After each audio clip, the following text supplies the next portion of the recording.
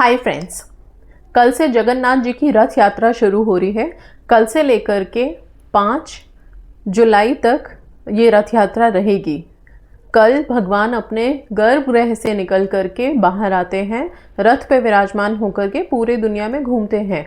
अभी इसका मतलब सिर्फ इतना है कि ईश्वर हमारे बीच आ रहे हैं, हमारे दुखों का निवारण करने के लिए, हमसे मिलने के लिए, हमें सुनने के लिए। हम सब ये चाहते हैं कि जब हम ईश्वर को पुकारे तो ईश्वर हमारी बात सुने, और जब वो खुद निकल करके आ रहे हैं, जिनको आस्था है, विश्वास है, सबसे पहली बात वो ही कुछ रिचुअल्स कर सकते हैं, वो ही इस चीज़ को बहुत प्यार से मान सकते हैं। ओके, रथ यात्रा कल से शुरू हो रही है, तो कल हम क्या कर सकते हैं, या इन दिनों में 5 जुलाई तक जो इतना बहुत ही पावन सा दिन रहता है, बड़ा ही महत्वपूर्ण रहता है, इन दिनों को हम कैसे यूज़ कर सकते हैं। जगन्नाथ जी का एक मंत्र, सबसे बहुत सारे मंत्र मिलेंगे आपको, लेकिन एक मंत्र जो बहुत सिंपल है और हमारी ज़ुबान पे 5 जुलाई तक हर दिन रहना चाहिए, वो क्या होगा? सिर्फ और सिर्फ जय जगन्नाथ। ओके, जय जगन्नाथ, जय जगन्नाथ, जय जगन्नाथ, जय जगन्नाथ। इसको बोलते रहिए, आप इसमें ना घुल मिल जाओ।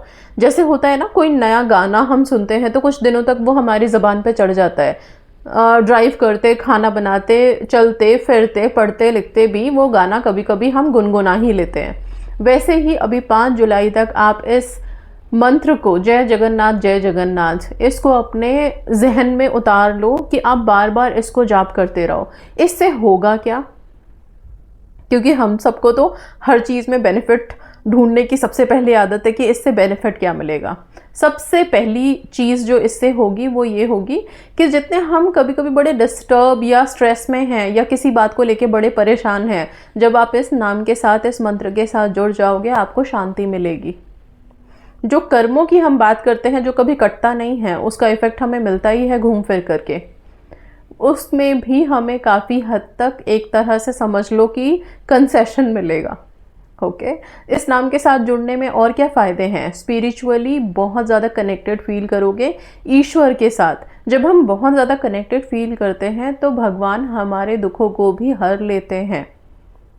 ठीक है, जब वो निकले ही हैं गर्भगृह से बाहर, हमारे बीच में आ ही रहे हैं, तो वो आ ही तो इसलिए यही देखने आ रहे हैं कि हम कितने दुखी हैं, कितने परेशान हैं, और उन परेशानियों के बीच भी जो उनको भजता हुआ अपना नाम दिखेगा, जो प्रेम में उनके साथ दिखेगा, ग्रैटिट्यूड से भरा हुआ दिखेगा, उसके लिए तो एनर्जीज बाध्य हो जाते हैं काम करने के लिए, राइट?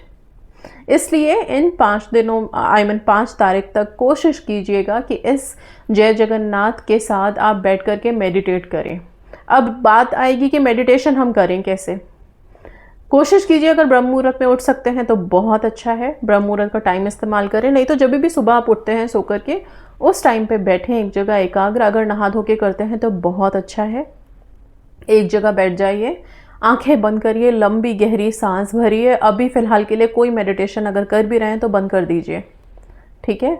और सिर्फ बैठ करके आप हो सके तो अपने दोनों हाथों को ये मुद्रा बनाइए, ये जो हम मेडिटेशन मुद्रा बनाते हैं, इंडेक्स फिंगर थंब को ज्वाइन कर लीजिए, इसको अपने लैप्स पे रखिए, सीधे बैठिए स्ट्रेट, और फिर जय जगन्नाथ जय जगन्नाथ जय जगन्नाथ जय जगन्नाथ। जैसे भी धीरे जाप करना है, जय जगन्नाथ जय जगन्नाथ। अगर धीरे करना है धीरे करो, जल्दी जल्दी करना है जल्दी जल्दी करो, धुन में करना है धुन में करो, जैसे मन कर रहा है वैसे करो, लेकिन इस नाम से कनेक्ट करो अपने आप को।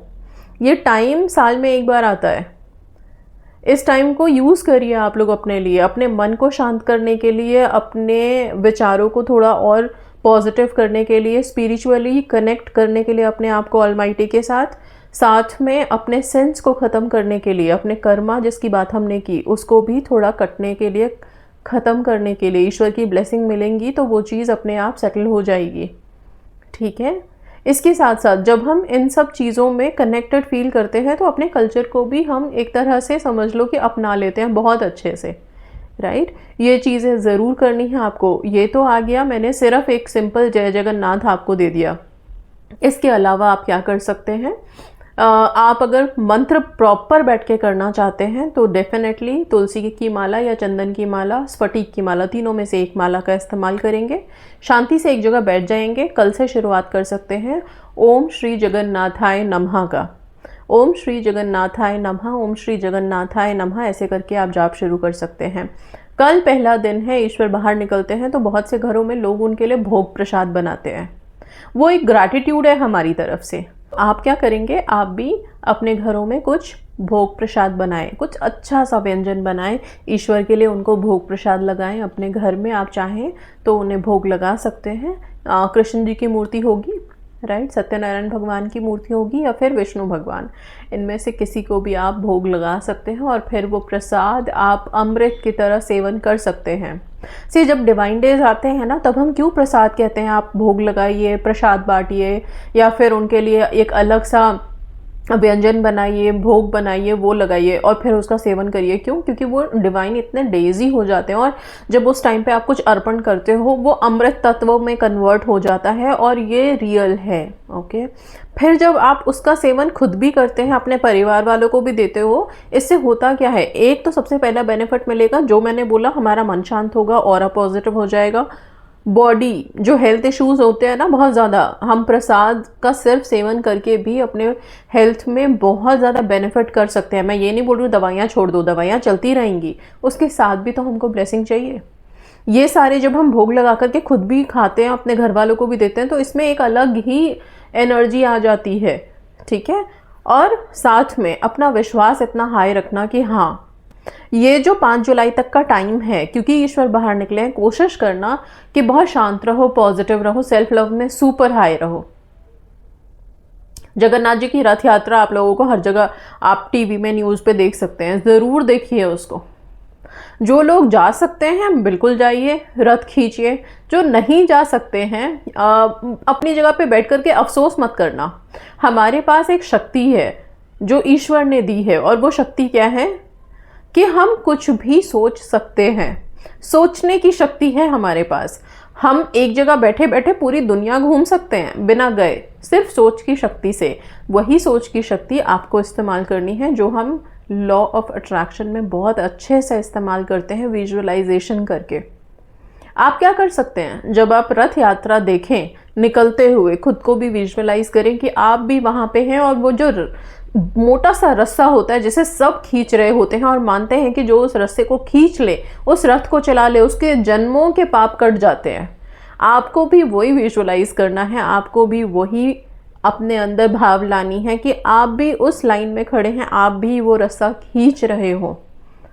ज़रूरी नहीं है कि हर कोई पर्वत पे पहुंच जाए, हर कोई हर तीर्थ स्थान पे पहुंच जाए। कभी मेडिकल कंडीशन है, कभी और कुछ भी इश्यूज हो सकते हैं, पर अगर हम अपना मन सच्चा रखें तो एक जगह बैठ करके भी हम ईश्वर से प्रार्थना करें तो ईश्वर सुन लेते हैं। पहाड़ पे भी बैठे हुए ईश्वर हमारी बात सुन लेते हैं। बस वैसे ही भाव अपने मन में रखना है आपको। अभी एक जगह बैठे हुए में ही जब आप रथ यात्रा देखें तो अपने लिए यही सेम विजुअलाइजेशन क्रिएट करें। ये चीज़ आपको बहुत हेल्प करेगी, राइट, इंटरनल स्ट्रेंथ देगी। स्ट्रेंथ मिलते हैं जब हम मंत्रा चैंट करते हैं, ठीक है, तो बहुत बहुत बेनिफिट है किसी पर्टिकुलर मंत्र को चैंट करने का, वो भी जब ऐसे डिवाइन डेज आ रहे हैं।